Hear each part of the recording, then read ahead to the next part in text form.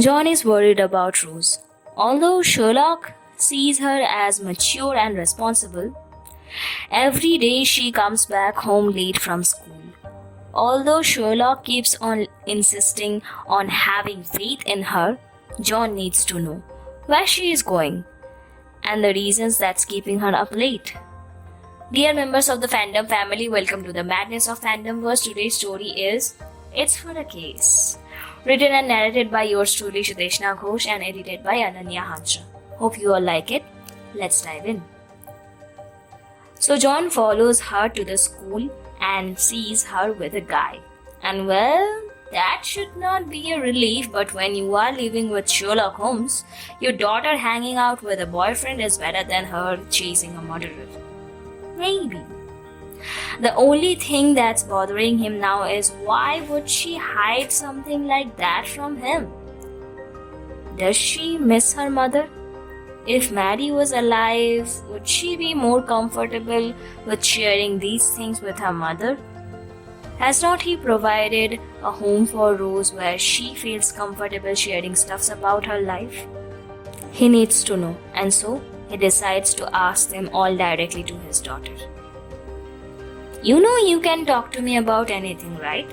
Of course, Dad. Why would you ask? Is there anything that's troubling you? You have been a little distracted for a while now. Is it only because of the guy that you are seeing? Because if it is, then there is a tension between you two, and Sherlock and I can give him a dad talk, you know? You spied on me. Way to go, Dr. Watson. Next time, just ask me, okay? Much less trouble. But yeah, I should have told you by myself. But I was concerned that you will go all bizarre on me. So, apologies. Why would I get mad? You like a person, that's fine. She does not. Sherlock stops whatever experiment he was on and joins them in the sitting room. Eavesdropping? Really? Of course, you two were having a father-daughter moment. Always a delight to hear. And wrong deduction, Doctor. She is not at all interested in the guy that you saw. Then what? Rose, what are you not telling me? And why? Look, I don't have superpowers like your Sherlock here. So please, darling, don't spare me any detail. We actually agreed on not telling you because... Rose stops. Because you are a little bit paranoid about certain things like me making into the news and also. So you two decided to keep things away from me. Also, Sherlock, I am with you because I thought we work better as a unit. But all you did was tell me to keep faith in her. You could have just said that you know what she was up to and I would not have asked either one of you a single question. Sorry if I gave you the impression that I am paranoid. Maybe I am. Only because I care about both of you and I know nothing else but to worry about you two. Aww.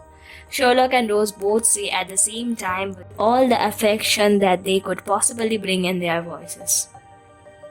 Rose gets up from her place to give John a tight hug and Sherlock sits in front of John, resting his hand on John's knees. John, Sherlock says, if we have caused you any hurt, we are extremely sorry. And you are the most important person in our lives. But you are also like a big teddy bear and you want to keep Rose from the adventures you yourself crave. I know you spied on her because you were concerned that she might have gotten herself involved in the world where literally we both work. And you are right, she is. She is working on a case, John. Oh my God, John exclaims, voice trembling with fear. The guy you saw her with?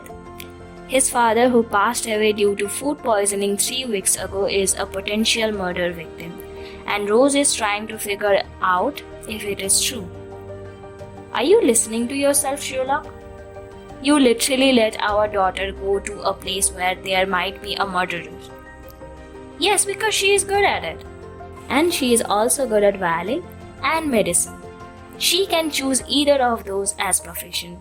Why this? Because, says Sherlock, her landlady ran a drug cartel, her uncle is the British government, Aunt Molly works in a morgue, Uncle Greg is a detective inspector, her mother was an assassin, and her family is literally Sherlock Holmes and Dr. Watson. What do you expect?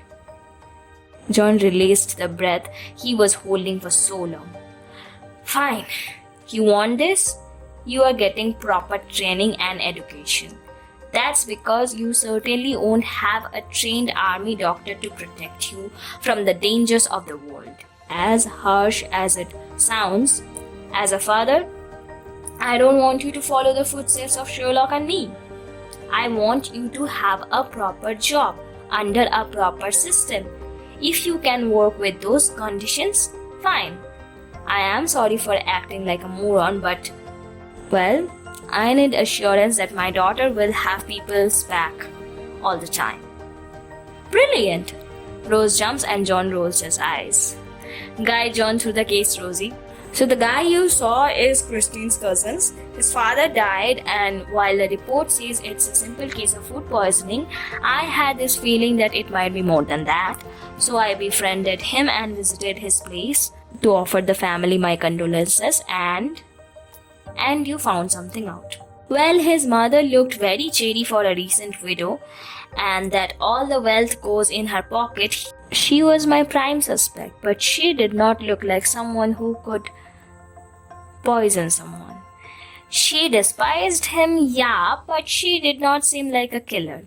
Unlike the wife, his PA was very upset. She was there when I visited in his place, which was absurd. So I pulled out information on her and got to know that she paid regular visits to the masseuse. They were friends from the cooking class, and she usually came whenever she tried a new recipe. Now the catch is the portions were for one and only. My friend said that he and his mom found the PA's food completely distasteful, and the only person who ate them with no complaints at all was his father.